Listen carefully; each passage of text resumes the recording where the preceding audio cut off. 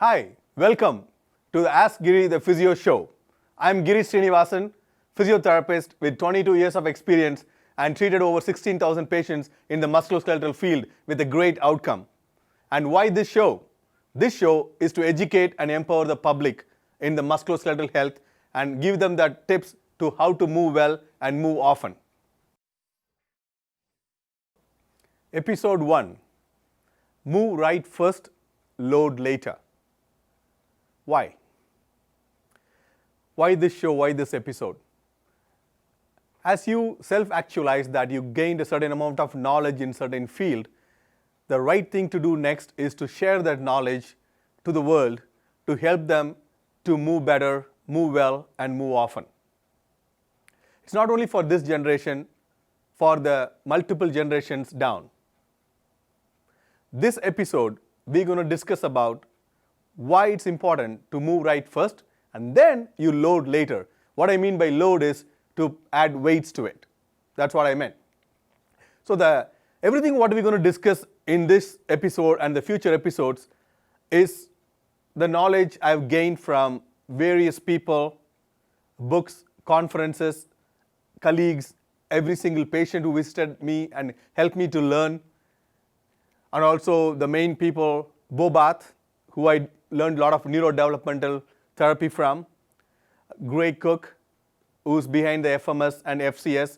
He literally changed the way I look at movements. Lee Burton, and Shumik Hook, the Food Collective guys, all these people. So whatever knowledge I gained from all these areas, I'm going to share with you guys so that you don't have to go behind Dr. Google and Mr. YouTube to find information to help yourself. We bring the evidence to your eardrums right away from here. Why movement screen? The same reason why you do your blood test every year.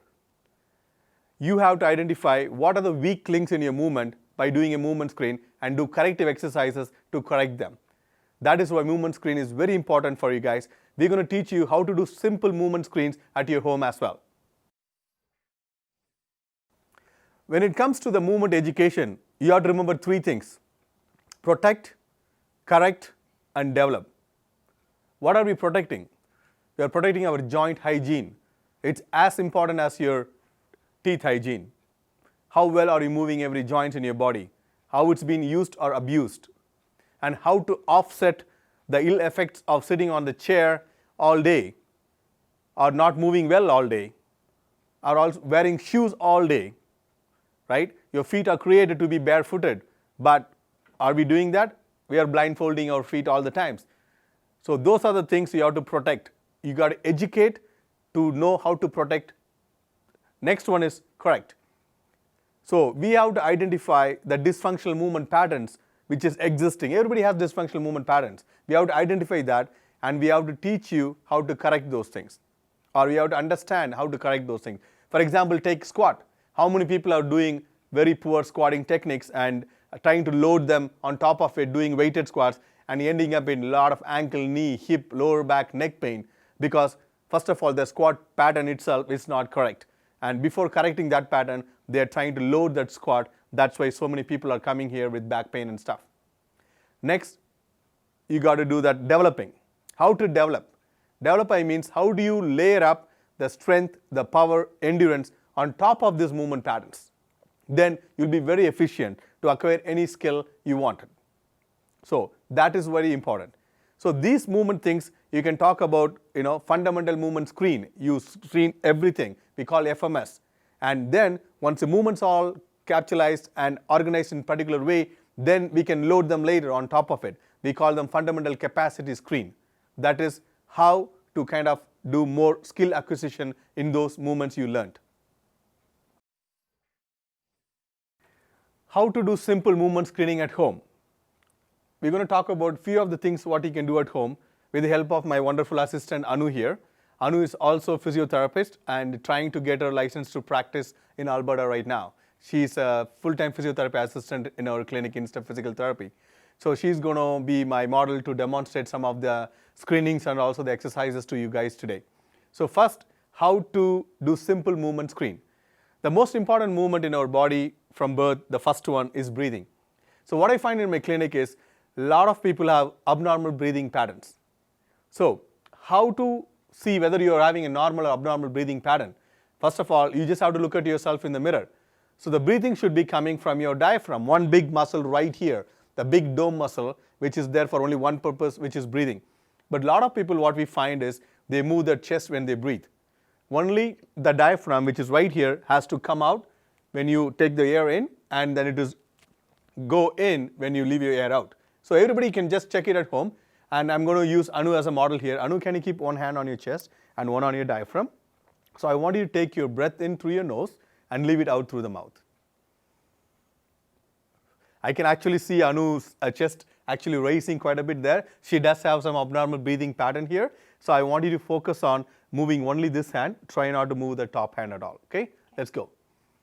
Keep the top hand really quiet. Good.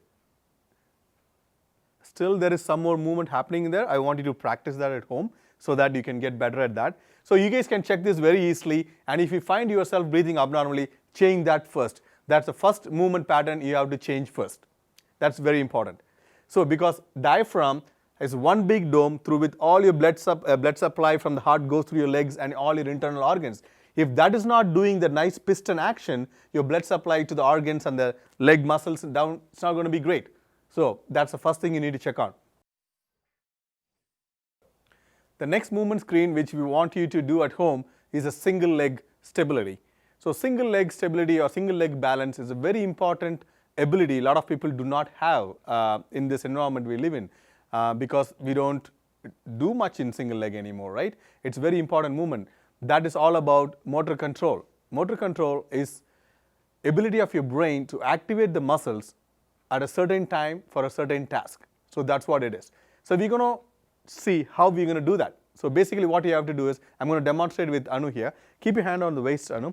Try to bring your knee up above 90 degrees and see if you can maintain that for about 10 seconds or so. You all can try this at home and see if you can do that. And first with eyes open, then you can, if you want to challenge yourself, you can even try with eyes closed later, only in a safe environment. Don't fall, please. Okay? And Anu's stability is not too bad. She's working a little bit on the upper back, a little bit to stabilize, but otherwise she's doing pretty good. Let's see on the other side, please. Good. The form is good. The feet is not coming off the floor. The heel is not raising. Knee is not hyperextending or flexing. The hip is in neutral position. The rib cage is stacked on top of the pelvis. The shoulder is stacked on top of the rib cage, and the head is on top of the shoulder. That's what you're going to watch. You can relax now. Thank you. So you can do this in front of a mirror. Watch yourself from the front and also from the side and see what are the compensations you are doing. You'll be surprised how many people cannot do this simple activity.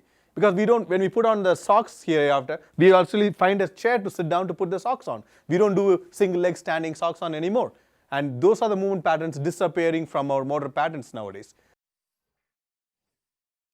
Next movement screen we want you to do is a squat. Squat is a highly functional activity, but most of us cannot squat. Squat, we have to use it as a movement and also as a position. So people should be able to do a full squat and try to be here to do things, okay, or doing a full squat as a movement. How many people can do that? It's a very basic activity. Most of the people, the last time they did a full squat was when they are 9 months old. We're going to see how you're going to do squat as a movement screen. It's better to do it with overhead, hands up like that, so that you can avoid compensation, and also better to not to involve the trunk too much because the squat starts from your hips below. Okay, Anu, I want you to stand with your hands up in the air. We're going to do a squat. Go as much as you can. Try not to bend forward, okay? Let's go. Good, and that's how much Anu can go there. She's not going full squat there, but she's almost about 80-85% there. That's very good. Breathe. Good, and then come up, please. That's very good. So that's squatting as a movement pattern. You have to screen yourself from the front and also from the side, see whether you're able to do that much without bringing the trunk forward so much at all. Another thing you have to see is ability to do a full squat and be there and use that as a position to do different things. Okay, as I showed you before. The next movement screen we're going to show you to do at home is for your ankle. There's a very important movement in your ankle. It's called dorsiflexion. If this is your foot, the ability of your foot to come up without weight bearing, and also when you're standing, how it is relatively coming up when you do things like squatting. A lot of people cannot squat proper because they don't have enough dorsiflexion, that movement, upward movement of the ankle. That is why they can't squat proper. How to screen your ankle movement is proper. There's a simple thing to do there. I'm going to take help of Anu to show you the screen. Anu, can you stand sideways here? So we're going to check Anu's left ankle mobility. Okay, so now we're going to check that ankle there. So now I'm going to ask Anu to bend that knee and try to bring as much as forward. Okay, I'm going to see how far this knee is coming forward here, and then ideally that knee should cross this bony prominence you have in the inner ankle here. It's called malleolus. It has to cross that, at least at the outer edge of the border it should come there. She has a very good ankle mobility on that one. And make sure that heel doesn't come up when you do that. So if you can bring the knee beyond that malleolus, you have a very good ankle mobility, especially the dorsiflexion, functionally, very good. And you're good to clear to do the squats and then weighted squats. Okay, then try to repeat on the other side. Okay, you want to turn this way? Yeah. Okay, keep this ankle there and then try to take this knee beyond that bony prominence called malleolus there. She's a little bit stiff on this ankle compared to the other ankle. She's struggling to kind of come to this edge of the thing. She's a little bit stiff on this ankle. She needs some work on this ankle mobility there. It's good for you to do the squat and also for running, for jumping or any kind of sport activities. Even losing 1 or 2 degrees of that movement will cause a lot of problems for you, not only the ankle, your knees, hips and lower backs. So we saw some of the movement screens, what you can do at home. They're only samples. That's not the complete movement screen. If you want to have a complete movement screen, you need to consult your healthcare practitioner, your physiotherapist in your community who is FMS trained, so who can do a complete movement screen and find out your weak links and teach you corrective exercises for that. Now we're going to talk about what are the things we can do to move well from head to toe during our daily tasks or lifestyle. Because we live in a box lifestyle, we spend most of the time sitting, right? You wake up and you brush your teeth, you sit in the washroom, you sit in the car, you sit at work, you come home, sit in the sofa to watch TV, then you sit on the dining table and you go to bed. So that's called the box lifestyle. And how to make your joints supple, how to maintain your joint hygiene in this kind of lifestyle. And we're going to start from the neck. Neck most often is in this cell phone world. A lot of people are using cell phones down there. Actually, Anu is raising up a little bit more. Usually people go down more. And if you see the neck, how much it's bending forward. Every adult human head weighs anywhere from 17 to 25 pounds. Every inch this head moves forward, you're working the muscles in the back of the neck almost 200% more. So if you bend down 3 inches, you have to use 600% more. And that's abuse for your neck muscles. Then you wonder why your neck is hurting and you're getting all these headaches and everything. So we would suggest you to raise your arms to up here to work on your cell phones. It might look awkward. Make sure the elbows are supported in the armrest, and then this is the best way to use the cell phone here. So, and you can put that away now. No? And what we're going to do now is, what are the couple of things you can do throughout the day for your neck? The most forgotten movement for your neck is looking up.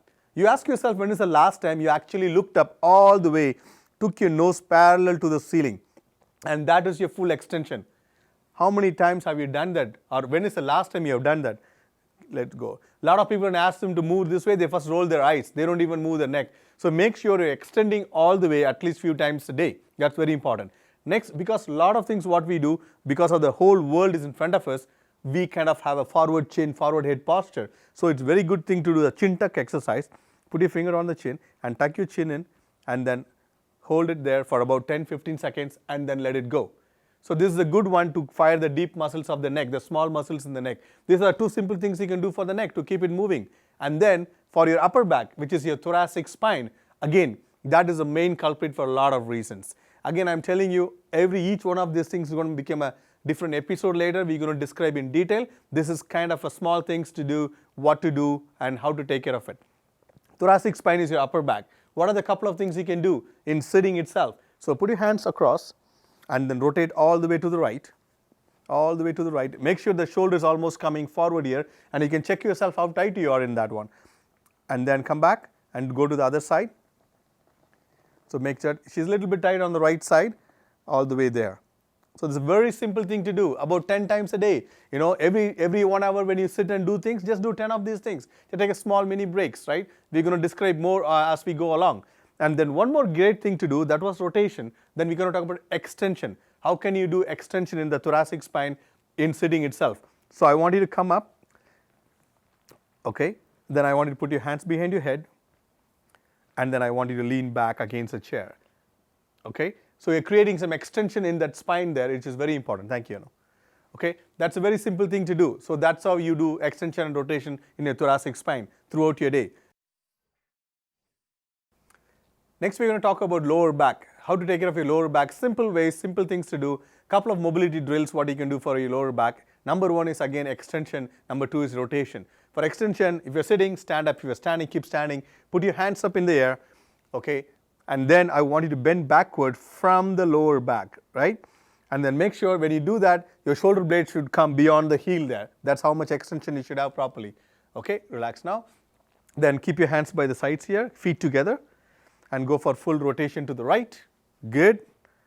And make sure almost the shoulders coming forward. Same thing like your thoracic spine. Then the other side. That's really good. Okay. So the 2 simple things to do. And in future episodes, we'll talk more about how more things to be done for that. And core is usually a term everybody talks about core. And that's a separate episode coming just for the core and how to take care of it as well. Next, the hip, the most problematic area, the most common area where all the problems happens first is the hips. Hips are your foundation. That's where your spine stands on, your hips. Foundation has to be stable, and also at the time it's about mobility as well. If you have to do 2 things for your hips, for the general health of your hips, you first try to avoid sitting on the chairs and couch all the time. Try to sit on the floors. Anu, let's go for cross sitting on the floor. The best friend for your hips are the floor, not the chair, not the couch. So when you watch TV at home, sometimes skip the couch, come and sit on the floor, cross-legged. You know how many people cannot do this? Because they don't have that flexibility in there. Even if you have to start like this slowly. You can put your body weight in there slowly to open up and start sitting on the floor more. Use the floor more. Another great thing you can do for your hips is squatting, full squat. Try to go for a full squat. Yeah, try to be here. See if you can be there and do a couple of things, some activities in this position at all, right? And you can do gardening like this. It's very great functional activity, one of the best position, okay? Next, we're going to talk about another mobility one. I call it 90-90. So we're going to keep hips. Anu, can you go like that? 90 degrees here and the 90 degrees in the back leg. It puts your leg in opposite rotation, activate all the rotators in there, and then see if you can come forward, try to reach here. Good, and go back. And then reach sideways. Good, and go back. And go to the other side. Go back. Good. And can you switch your legs, Anu? And 90 degrees here and 90 degrees in the back leg as well. And then try to come forward first. Great. Come back and go. Beautiful. And then reach this way and reach that way. So try this at home and see how you feel about it. Your hips will be very thankful for you when you sit on the floor, when you squat deep, and when you do this kind of stuff. Knee. So knee is usually the victim because your ankle and the hips are not working very well. A lot of knee problem happens because the top and bottom is not helping them, right? So what are a couple of small things you can do for your knees, right? Great things are lunges, right? Whatever you can do, even if it's a simple lunge, you can do some forward lunge, just go 1 foot in the front, just some forward lunge, and then come up. Good. And then to the other side. You can just on the ground in your living room, you can do it, and then come up. So that's your forward lunge. And another simple thing you can do is your side lunge, right? Because we don't do a lot of lateral movements unless you play some sports. So that's very important also to execute some lateral movements in your daily thing. Can you show some lateral lunge? There you go, very good. And this side here. Awesome. See, very simple. So if you have to do all the simple movements throughout the body, it's going to take like 15-20 minutes of your time, that's all. In 24 hours, that much of time you need to give yourself for your joint hygiene, right? Next, we're going to talk about ankle. Ankle, we already talked why that important is for dorsiflexion, the movement which bring the foot up for your other functional activities. So to work on that, that's a nice exercise you can do to improve that mobility. You can go for that position here, in this position. It's called a half kneeling position. In that position, now you can bring that knee over the toes there without lifting that heel. So that's how you're going to work on. Right now, she's working on that ankle on her right hand side. Right, that's a simple thing you can do, and you can stand up now, Anu. And also another simple thing, if you're sitting and stand up and then go up on your toes, right, and stay there for about 10 seconds, and then you can come down really slow, right? That's a really great exercise to reduce your swelling, any kind of swelling happening because the gravity pulls down the fluid, and also to just strengthen and condition your muscles or posterior postural muscles, especially your calf muscles. That's very important, especially for elderly population who try to collect swelling in the feet, when they sit for a long time and things like that. So that's about your ankles. And coming to the feet, the final thing, actually talking about feet, our next episode is going to be on the feet, which is in 2 weeks. We're going to focus only on the feet because I found so many people are doing wrong things when taking care of their feet. Your feet are created to be barefooted. They're designed with 33 joints and multiple layers of muscles, beautiful ligaments and arches just to perform the highest efficient way in barefoot. Most of the problems in our feet comes from because we blindfold them in the shoes all the time. So first advice to take care of your feet, spend as much as barefoot time as you can. I see even people wearing slippers inside the house all the time. You are just blocking all the sensation, all the feedback going to your brain from the feet. So you might have 1,000 reasons why you are wearing that, but I will have 1,000 reasons and evidence to prove it to you why you should not. The main thing for the foot also, you have exercise wise, and they are your foundation as well. To do just play with it. Put a lacrosse ball or tennis ball down there, take your foot all around there and sit down. Anu, can you sit down? Yeah. Then I'm going to ask you to take maybe your right shoe off and the socks off for me. Okay. So just I want you to just keep it there, and can you move your big toe up? Good job. Down. And keep your big toe down and bring other toes up. Good. Down. Okay. Then I want you to take your foot to the other side. Right? Good. And then use your hands to move your toes up and down nicely. Good. Go for like 20, 30 repetitions like this. Feet is most ignored part of our body, right? And they are your wheels. You have to take care of them. Go up them and then try to splay your toes. Yeah, and bring it back. Good. And again, take it back and hold your feet, and then I want you to mobilize your middle of the foot. Just take your both hands. Yeah, good. These are the simple things you can do for your feet mobility as well. Good. Thank you, Anu. So those are the things we talked about from head to toe. How are the small things you can do to move well? Okay. This is the end of the movement part. Now, we did get some questions from the audience. We're going to answer those questions for you guys. We're just going to answer 3 questions which came from the audience. Now it's time to answer some of the questions which came from the audience. Anu's here to ask me those questions, then we'll try our best to answer those questions. So the very first question is from TJ. He's 25 years old and he works out regularly. Okay. His question is that what's better for him? Is the carrying exercises or the lifting exercises? That's a great question, especially for the guys who really regularly works out in the gym. Lifting and carrying, it's 2 different departments, right? So when you do lifting exercises, it's like working on your engine. When you do your carrying exercises, it's like working on your brakes. That's the difference. So my professional opinion is to train carry first before you train lift, because carrying works on your postural control. You need to have a good postural control to lift. So I would always advise to carry first. When you carry, you can use your kettlebell or whatever like this. You should be able to carry 75% of your body weight at least, split into 2 hands, right? Or you can start as low as 30% or 40% and slowly go up to 75. Even for example, if you're 100 kilograms, you should be able to carry 50 kilograms in both hands. That means 25 kilograms on each hand, able to carry and maintain a good posture while carrying that. So that is very important. Once you can do this statically, then you work on dynamic by moving, maintaining that posture and moving properly. So that works on your postural control, because the postural stabilizers, which are the muscles in the back, their endurance is much more important than your prime movers' endurances. What are the prime, the small muscle groups or the big muscle groups or individual muscle groups? That is not as important as your postural stabilizers endurance. Once you attain this postural control, then you start doing your lifts, whatever the deadlift or squat lifts, whatever it is. That is my advice for TJ. So the next question is from Catherine. She is from Athabasca, and she wants to know regarding her husband that she says that he shuffles a lot during the walk.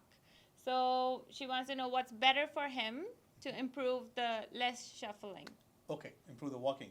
That's a very common thing we find with the elderly population. As they age, they get deconditioned, and also the posture goes down. So they stand up from the chair, they stand up like this, and they walk, right? So most of them, they walk like very slow as you get old. And that shuffling gait happens because they're not using their hip extensors very well when we walk. So when we walk, when we take the stride like that, see that component with your extension to push up that leg, that will be missing in most of the elderly population. So as a physiotherapist, it's our job to promote and educate them how to work on that hip extension pattern here on this leg to get their walking better so that they don't shuffle. For that, for Catherine, her husband has to go through some hip extension exercises and consult a healthcare practitioner or physiotherapist in the community, get some hip extension exercise protocols. For example, just standing, holding onto a kitchen counter or the dining table, working on the hip extension patterns, right? Alternate both sides, working on that a little bit, it really helps. And also bridging exercise, lying down on the back and lifting the pelvis up, it's a great extension exercise. So some of this extension exercise is very important, and work on that to improve that shuffling. And plus the feedback when he walks to kind of take the bigger step and use the other leg to push off from the ground. Instead of sometimes they don't even lift the feet from the ground when they walk. So these kind of tips with exercise helps Catherine's husband there. Okay, perfect, thank you. So the next question is from Garvin from Edmonton. Okay. He wants to know that if does orthotics work? Orthotics is a great question. A lot of this, our patients always ask about orthotics, right? Orthotics does work for very specific indications. Everybody who has a feet does not need an orthotics. It's becoming a overselling product in the healthcare industry. Not every problem will be corrected by an orthotic, and not everybody needs an orthotic or shoe insert in there. Most of the problems coming from the feet, as we already discussed, coming because we already wear shoes. Always wear shoes and always blindfold our feet. Barefoot is the first best medicine for your feet. And number two, taking care of the feet includes some mobility and agility drills, which we're going to discuss in the next episode. So, to answer your question short, orthotics does work for one very, very, very limited amount of indications. It's not for everybody. Lot of the feet problems can be corrected by lifestyle modifications and activity modifications and corrective exercises. The feet, knees, and ankles and your hips, they work together. Sometimes the problem in the feet is because of the problem from the hip. So that's when your physiotherapist comes in to identify where it is stemming from and teach you the corrective exercises or whatever has to be done to improve your mobility, stability, speed, endurance, power, agility, whatever it is. Hope that answered Garvin's question there. Yeah, thank you so much for joining us in this first episode of Ask Giri, the Physio Show. Move right first, load later. Move well and move often. Thank you. Until our next episode, bye.